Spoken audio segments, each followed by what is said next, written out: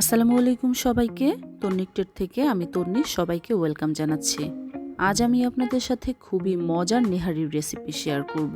চলুন তাহলে রান্না শুরু করি।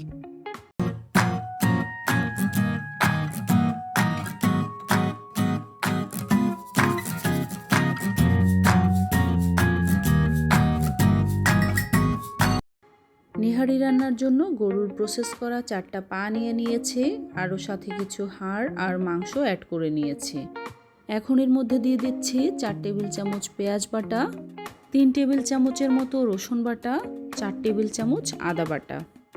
দিয়ে দিচ্ছি 2 টেবিল চামচ মরিচ গুঁড়ো, 1 টেবিল চামচ হলুদ গুঁড়ো, 1 টেবিল চামচ ধনিয়ার গুঁড়ো, 1 টেবিল চামচ জিরার গুঁড়ো। লবণ দিয়ে দিব স্বাদ মতো।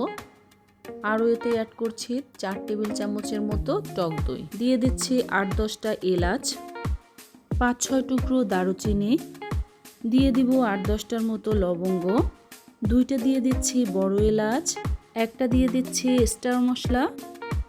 এখানে একটা জয়ফলের 3 ভাগের 1 ভাগ দিয়ে দিচ্ছি। দিয়ে দিচ্ছি একটা জয়ত্রী, 8-10টা কাবাব চিনি।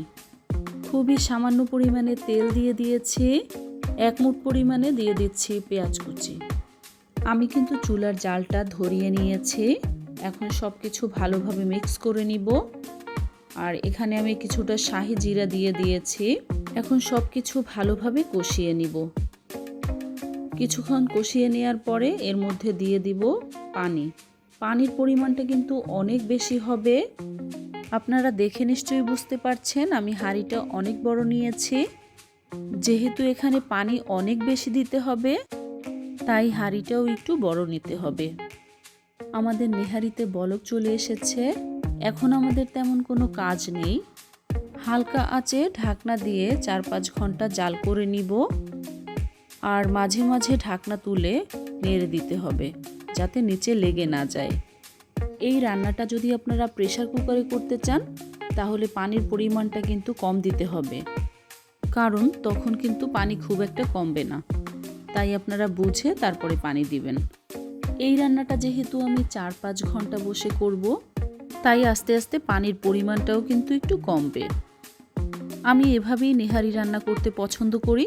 তবে হাতে যদি কম সময় থাকে তাহলে আমি প্রেসার কুকারেও করে থাকি।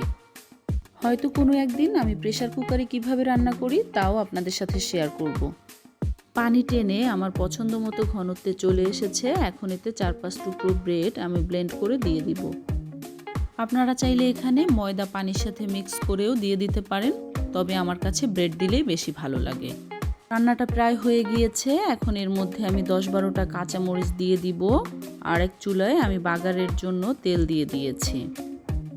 তেল গরম হয়ে গিয়েছে। এখন এর মধ্যে দিয়ে দিয়েছি 3টে শুকনো মরিচ আর সামান্য পরিমাণে আস্ত জিরা। তারপর এর মধ্যে দিয়ে দিব পেঁয়াজ আর রসুন কুচি। এগুলো একটু ভালোভাবে ভেজে নিব। ভাজা হয়ে গেছে। এখন এর মধ্যে দিয়ে দিব 1 চামচ পরিমাণে শুকনো মরিচের গুঁড়ো। এই মরিচের গুঁড়োটা দিলে নেহারির কালারটা অনেক সুন্দর আসে। তবে খেয়াল রাখবেন মশলাটা যাতে পুড়ে না যায়। সবশেষে এর মধ্যে আমি ঘি দিয়ে ঢাকনা দিয়ে ঢেকে রেখে দিব। এখন আমাদের নেহারি খাওয়ার জন্য পুরোপুরি রেডি। দেখুন রান্নাটা কত পারফেক্টলি হয়েছে। হাঁটি থেকে মাংস একেবারে খুলে পড়ে যাচ্ছে। আর ঝোলটাও কিন্তু ঠান্ডা হওয়ার পরে আরও ঘন হয়ে এসেছে। প্রতিবার রোজায় আমরা নিহারি আর পরোটা দিয়ে একদিন হলেও ইফতার করে থাকি, কারণ এটা আমাদের পছন্দের একটা ইফতার। ওই দিন আমরা কোনো ভাজাভাজি কোনো কিছু খাই না, শুধু এই খাবারটাই খাই। আমার বাসার সবাই বাইরের রেস্টুরেন্টের চেয়েও আমার বাসায় বানানো এই নেহারিটাই বেশি পছন্দ করে। আপনারাও চাইলে আমার এই রেসিপিটি ট্রাই করে দেখতে পারেন।